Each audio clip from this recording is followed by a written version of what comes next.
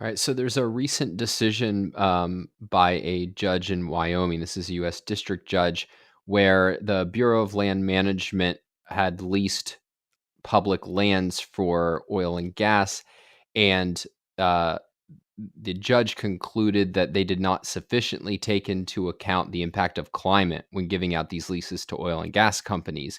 So a bunch of environmental groups sued, and now BLM has been told that they have to redo the leasing process and no development can occur during that time. And uh, I mean, this would be a troubling precedent because it means a further hurdle that would have to be cleared in order for oil and gas to occur on public lands. Although right now it doesn't look like that's an immediate threat. But the one thing to note is that the climate impacts were actually addressed during the initial leasing process. But basically, what the judge said is that the impacts weren't quantified in a way that in reality is not possible at this stage, since it involves knowing how many wells will be developed. And that's not something that's known beforehand. And so traditionally, what happens is that you have site specific assessments that go on and that would account for climate impacts. But the judge said that this would lead to ignoring what he calls the tyranny of small decisions. And he says that given the national cumulative nature of climate change, considering each individual drilling project in a vacuum deprives the agency and the public of the context necessary to evaluate oil and gas drilling on federal land before irretrievably committing to that drilling.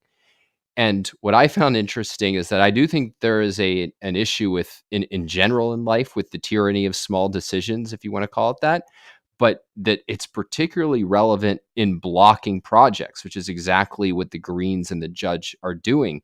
That is, they get away with slowing down and stopping development in large part because no single project or no single delay is seen as that vital. But the net result is that we've slowed down progress so much that we're depriving ourselves of energy, we're depriving ourselves of the ability to rapidly improve human flourishing as much as possible.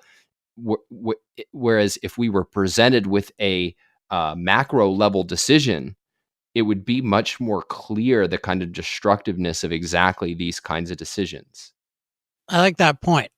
Not, I don't know if I have anything to add to that. I mean, what do you think can be done to make people aware of the tyranny of small decisions? I have one idea, but I'm curious if you have any.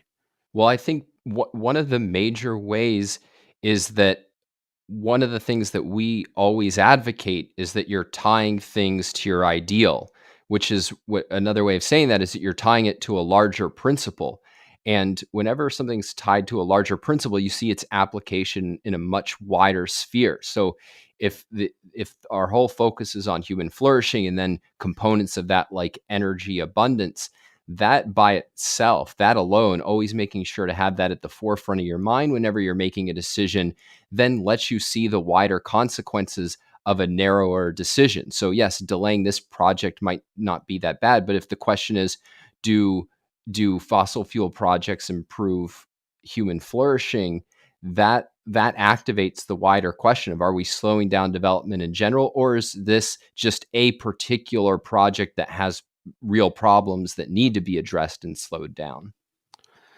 I wonder if there's a role here for calling out the hypocrisy and or injustice of the people opposing it. And I usually tend to be inclined against hypocrisy arguments, but I've become very interested in an idea I discussed a couple weeks ago, which I talk about industrial collaboration, which is the phenomenon that we used to each be our own kind of little industry in our homes, and we would produce energy and other things with a whole bunch of side effects and risks, and we would accept them because the benefits of the energy were so great. I use the example of a coal stove in the home.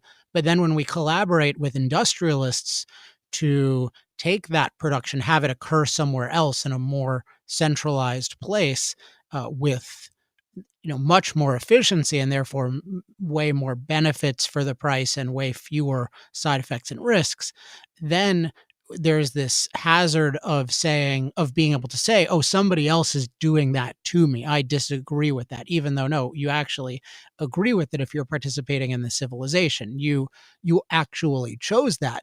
You're just using the phenomenon of distance as saying, oh no, I don't want that. And I think it's very important to call out the people, and I sometimes call them freeloaders, I sometimes call them blockers, but who oppose industrial progress and yet benefit from it, who choose the benefits of it, but then are choosing to deprive others of the benefits of it. So I think that's a fruitful direction that I'm going to continue exploring.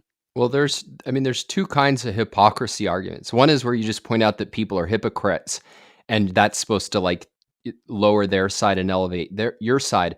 But the where hypocrisy is relevant is where it reveals that the thing that's being attacked is exactly what you pointed out. It is vital to human life, or it's something that is inescapably valuable, even though it's being portrayed as not valuable. And so, whenever you can use hypocrisy to illustrate that people are attacking something that they actually, in their actions, value or depend on, I think it doesn't fall into the same category as like, hey, you are a bad person. Yeah, I think I've said something like that in the past, and so it's good to be reminded of that. That's a good point. So maybe we need more explicit classifications of different kinds of hypocrisy reveals.